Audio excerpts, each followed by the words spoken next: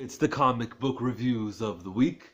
Let's start as usual here at Chillmonger. We begin with DC Comics, so let's go ahead and start there. And now on to Marvel. So, first book I'm going to read is Black Panther versus Deadpool. This was part 5 of a 5-part limited series. It was great. The whole thing was good.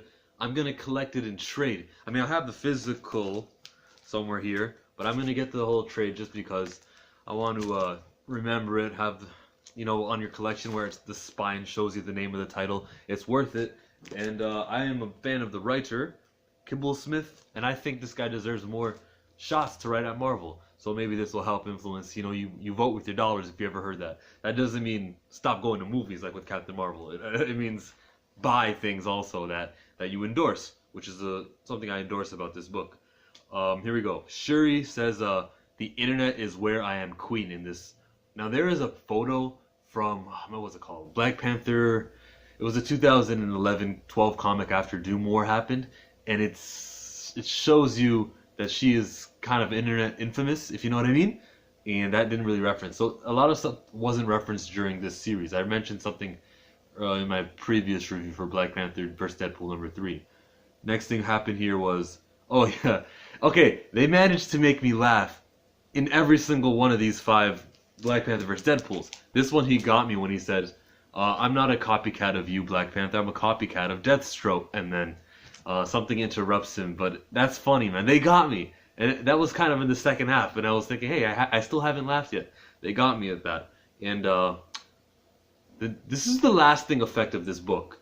Lumpkin, Willie Lumpkin, the Fantastic Four's mailman, you knew that. That dude is gonna live forever, and there will be a purpose for it. They explain that, okay, after the fighting is done, and by the way, there is a winner of the fight, and it's Deadpool. After the fighting is done, you can see Black Panther inject some healing stuff into Willie Lumpkin's IV bag. He's like, well, this will make him live forever.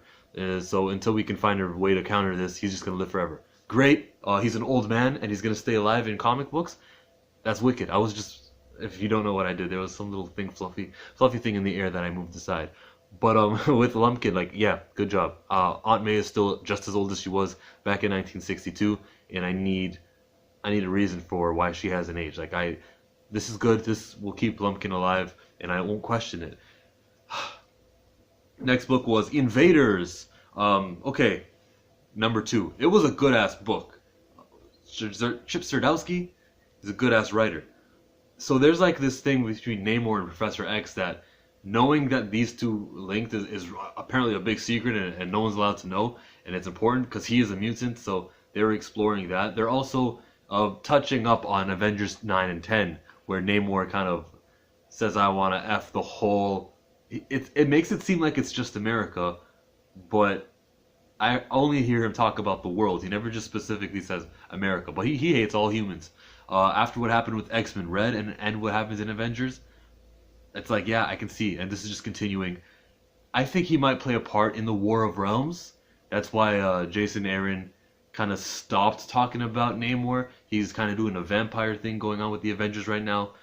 With Thor, also, like, the War of Realms has been happening. It's like he's just setting things in place. So he's finished setting up things with Namor, and I believe he was done, because Captain America went to the underwater, and Namor said, if you ever come back here again, he threatened him. So the fact that he went back to the underwater Atlantis again, it makes me think that this wasn't well communicated, and this is kind of something forced in. Jason Aaron thought, oh, I could do this with Namor, and that'll be that. And then a couple months later, the Invaders is coming up, and it's going to feature Namor. Ah, damn it! I shouldn't have made him say that. I shouldn't have made him threaten Captain America if I knew Captain America was going to go back down.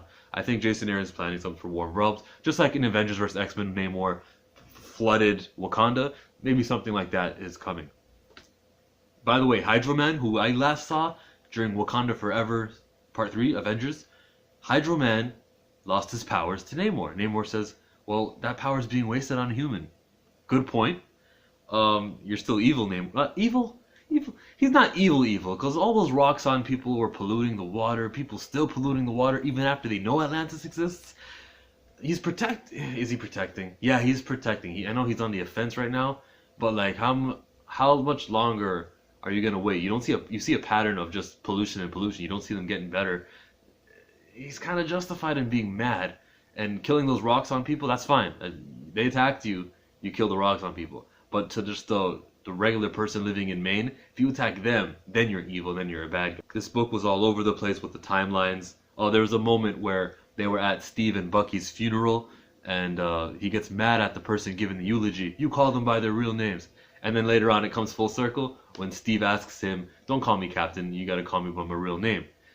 Here we go. Bucky, while Captain America was down in Atlantis, has a secret mission, finds out they're trying to bomb the whole world of humans.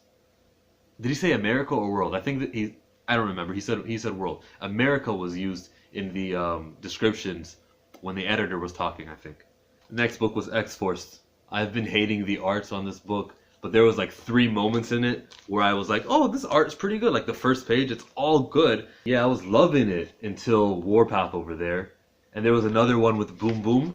This one was good all the way around. Boom Boom, the mutant with the best mutant nickname. You've heard me say that before. Coming from Chillmonger, I know good nicknames. That's a good-ass nickname. Okay, so the old mutant that we see in the books with the tentacle arms. Okay, you're an old mutant. Where were you in X-Men 198, where they were filing 198 of the mutants who were still alive after the... Not that. I was gonna call it the decimation. The movie people are calling the snap the decimation, and that got me confused. I mean to say House of M, that decimation. Yeah, I said the right word. So it's that happens, and we got like a list, and even Franklin Richards was recognized as a mutant in that file, and he wasn't in there. And then after Avengers vs. X-Men, when the Phoenix Force did what they did with Hope Summers and stuff, yeah, there were new mutants, but they were all younger mutants. So this dude just appearing, and he's just an old man with tentacle arms. Oh, I'm a mutant. Doesn't fly with me. But Secret Wars, right? Shit. Look, he's already the president, Constantine, and he's getting called it, and it's like, that didn't take very long. I liked this villain. I'm a fan of what Ed Brisson created with him. Boom Boom goes like, tick, tick, boom. And in my head, the song was playing, and I don't know if it was playing in your head too. Go ahead and like this video and comments and say so. Because I think we all got that feeling. The villain says he's been selling them guns. Okay. Kid Cable is a damn bad guy, and I don't want to... He keeps trying to talk himself out of it and try to convince me, oh, he did this evil thing because... Nah, man. Boom Boom, when she shows up on the scene and reveals, in the issue 1, I find out that he was selling weapons to the villains. They go, no, but we trust him. Why? Because Deathlock told you to trust him? It's like, yeah, man, F this Kid Cable dude. Talking about how I just retired the old Cable. He's trying to make a reason, and he's doing a good job at it. I'm actually like... But then I'm thinking, no, there's no way. F this Kid Cable. And then the only way to cure a mutant is to kill it, is what Ahab says. And the little boy, that President Constantine's son, the little boy he was working on, is now dead. Good ass book. Oh, Deathlock's also dead. So he was resurrected in Wolverine vs. X-Men. And adios. They're getting rid of some mutants. Remember what happened to Blindfold and Uncanny, right?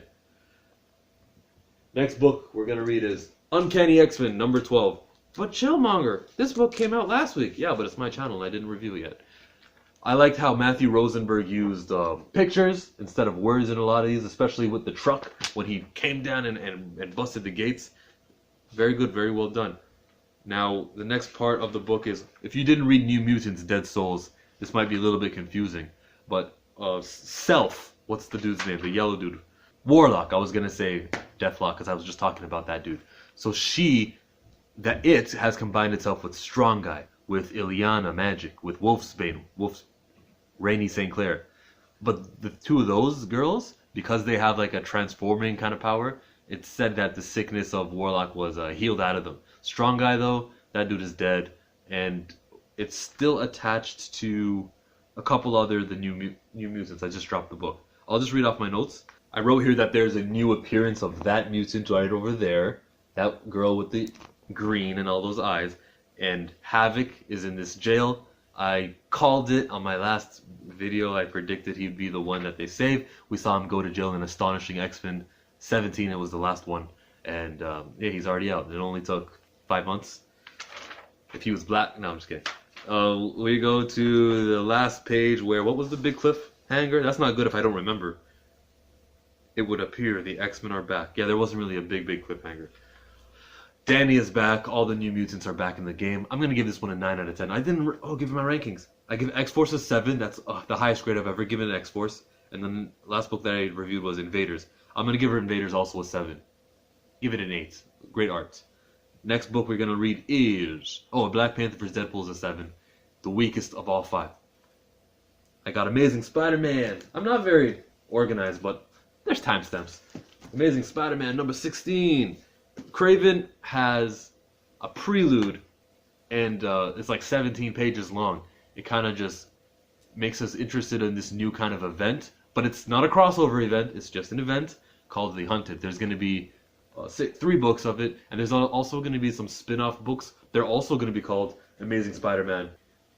Here, it shows on this page. It goes all the way to 22, and there is a Amazing Spider-Man 20 HU, 16 to 20. So there's going to be 4 additional ones that they just admitted that you don't really actually have to buy to know what's in the know. So for me, it's like, if it's in my pull list, I'll probably pick it up. I've taken things from my pull list and put it back on the shelves, I don't want to do that too much. I don't want to piss off the dude who gets my comics. So yeah, I'm going to maybe continue with it. I'll probably read the first one.